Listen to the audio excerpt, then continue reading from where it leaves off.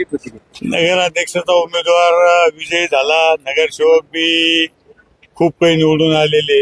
हे केवळ बाळासाहेबांच्या आशीर्वादानं, शिवसैनिकाच्या मतदाराच्या आशीर्वादानं, एकनाथ शिंदे साहेबांच्या आशीर्वादानं, श्रीकांत शिंदे साहेबांच्या सगळ्याच्या सहकार्यानं हे पैठण नगर परिषदेवर हा एक हाती भागवा फडकलेला.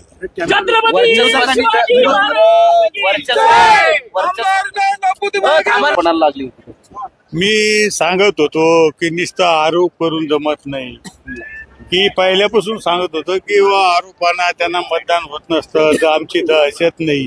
दहशत असती तर लोकांनी मतदारांनी मतदान केलं असतं का? दहशत असल्या लोक बाहेर निघत नाही.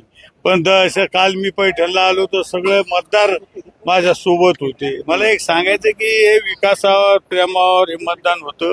आणि हे काही आजचं नाही ना, अनेक संस्था अनेक वर्षापासून या शिवसेनेच्या बाळासाहेबांच्या आशीर्वादाने, एकनाथ शिंदे साहेबांच्या आशीर्वादाने या ताब्यात येईल. शिवसेना मराठवाड्यात बालेकिल्ला शिवसेनेचा समजला जायचा.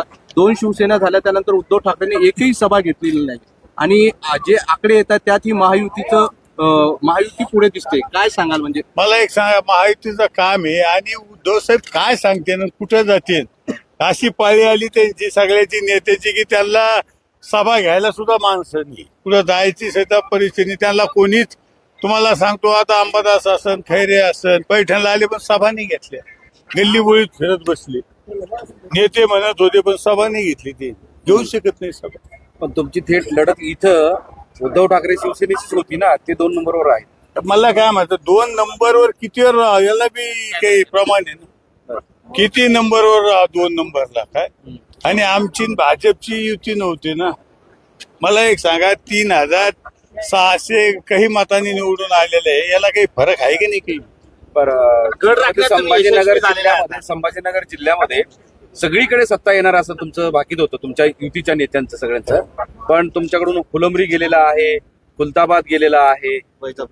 नाही, फुलंब्रीला मला वाटतं उभाच केलं नव्हतं. युतीचा विषय चालू नाही, युती नव्हतीच ना, उभाच केलं नव्हतं. आता बाकीच्या ठिकाणचे मी काही निकाल बघितले नाही. त्या ठिकाणी काँग्रेस आणि उद्धव ठाकरे यांची शिवसेना आता पुढे आलेली आहे.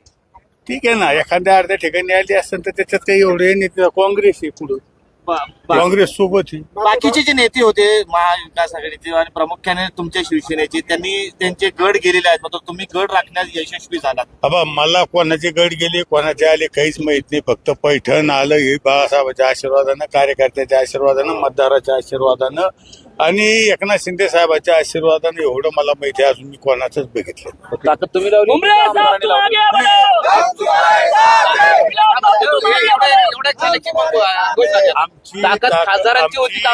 खासदाराची नाही, आमदाराची नाही, ही कार्यकर्त्याची मतदाराची ताकद.